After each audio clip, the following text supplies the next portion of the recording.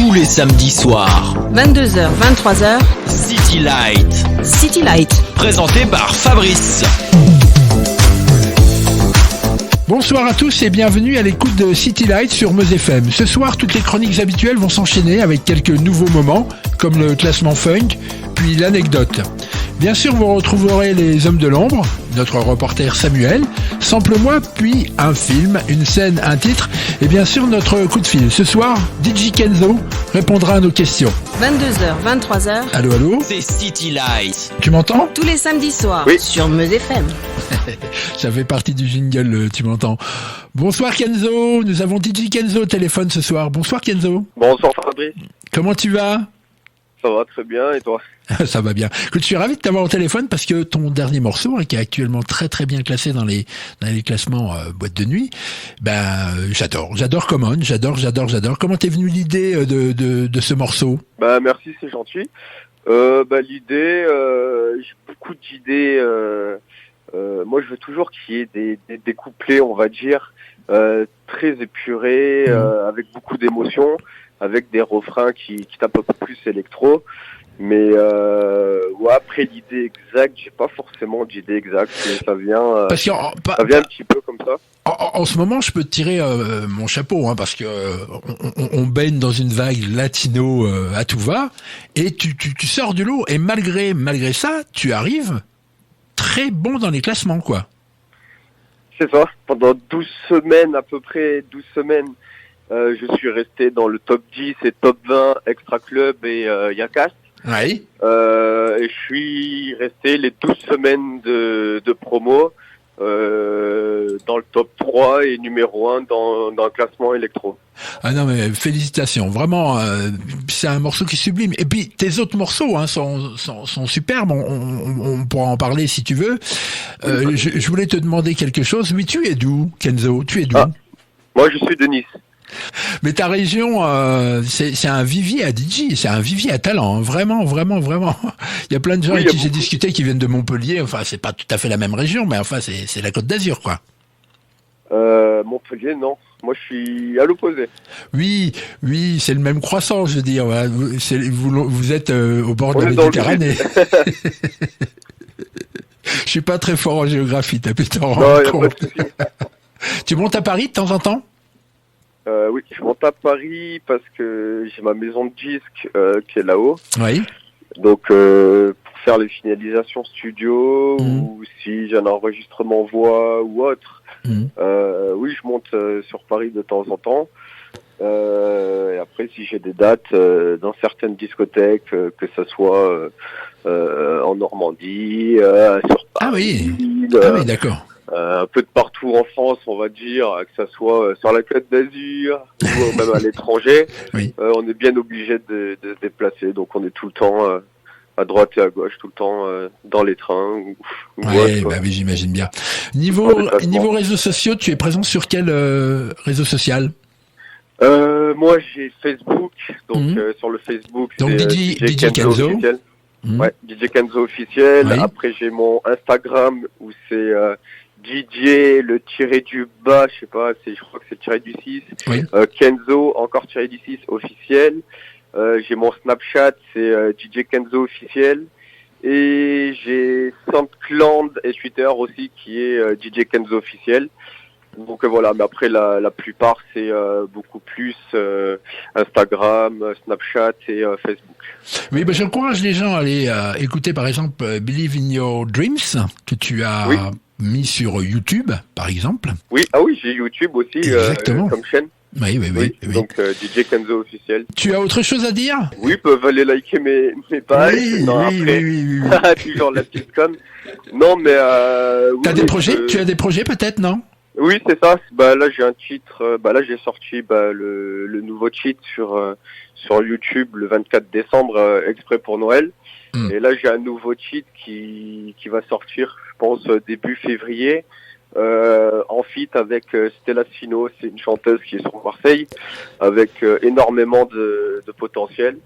Donc voilà, il faut me suivre sur les réseaux sociaux. Je pense qu'on mettra des petits extraits sur Instagram ou Snapchat, voilà, pour tenir les gens à l'actualité. Ouais. Et puis voilà, ça devrait sortir vraiment début février, voire fin janvier. Donc on n'a pas la date exacte, mais voilà, si les gens nous suivent sur les réseaux sociaux, ils verront bien que les choses se passent. Ok. Bah, je pense que le message est passé. On va se quitter sur ton morceau, bien entendu, sur le Common. Je te remercie de m'avoir accordé du temps, Kenzo. Je te dis à très très bientôt, et puis je te souhaite une bonne année. Bah oui, bonne année, le meilleur, réussite. Merci Kenzo, à bientôt. À bientôt, au revoir.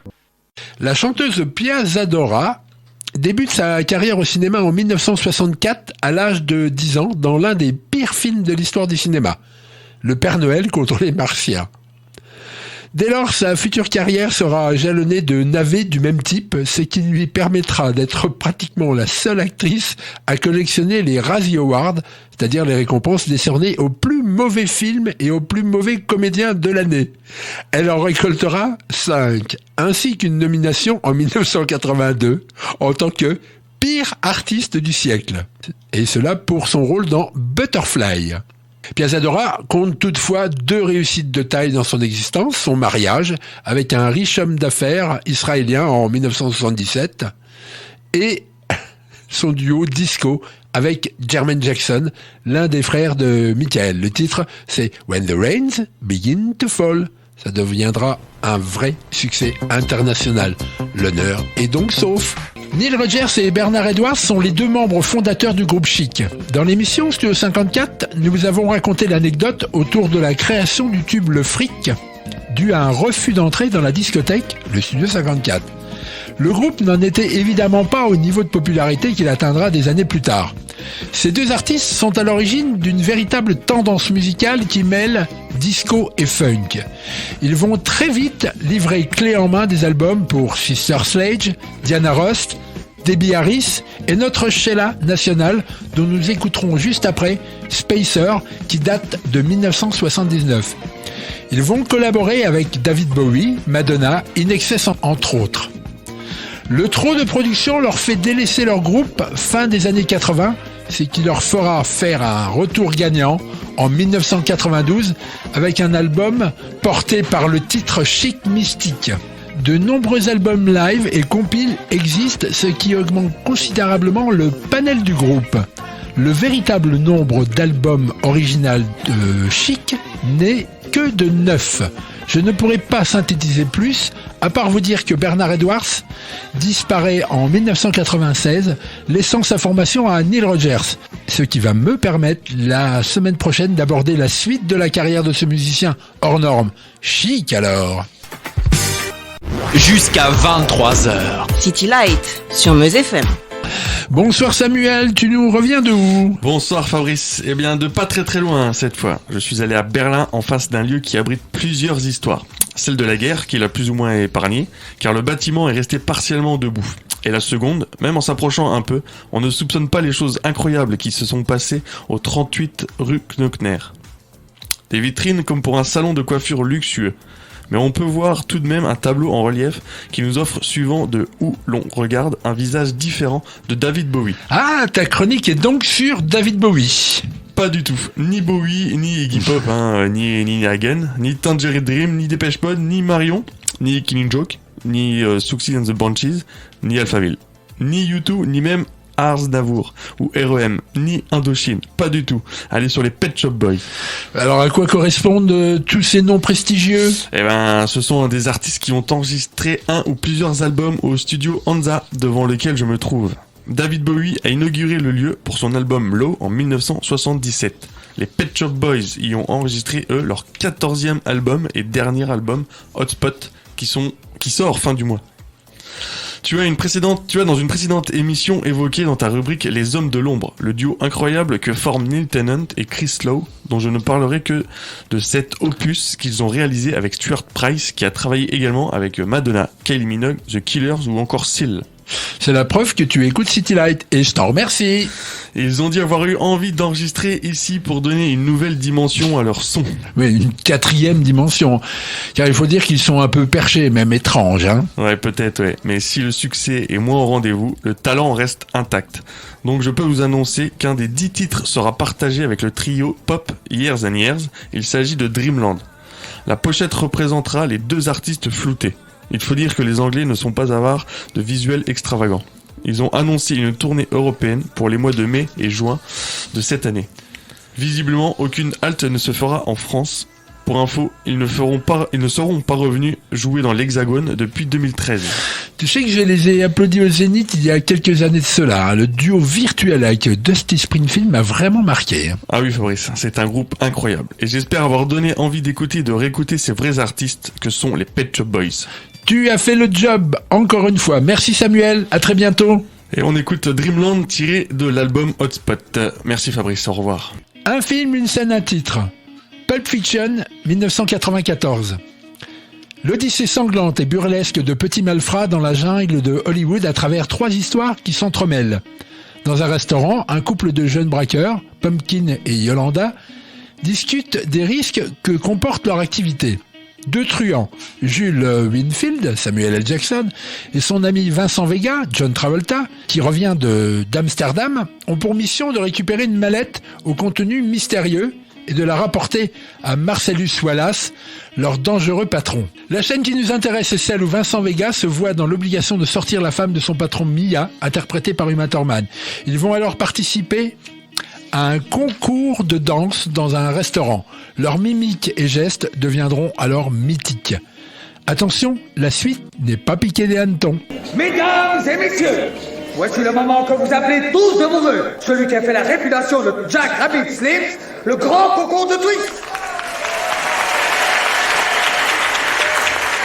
Et maintenant, quel sera le couple qui gagnera le superbe trophée que Marilyn nous fait voir? Alors j'appelle nos fringants danseurs et danseuses. Là, j'ai envie de danser. Non. Non. J'ai cru comprendre que Marcellus Wallace, mon mari, ton patron, t'avait demandé des trop petits soins avec moi et de satisfaire mes moindres désirs. Alors je veux danser, je veux qu'on gagne et je veux avoir ce trophée. D'accord. Alors à toi de jouer. Voici nos premiers concurrents, on les applaudit bien fort.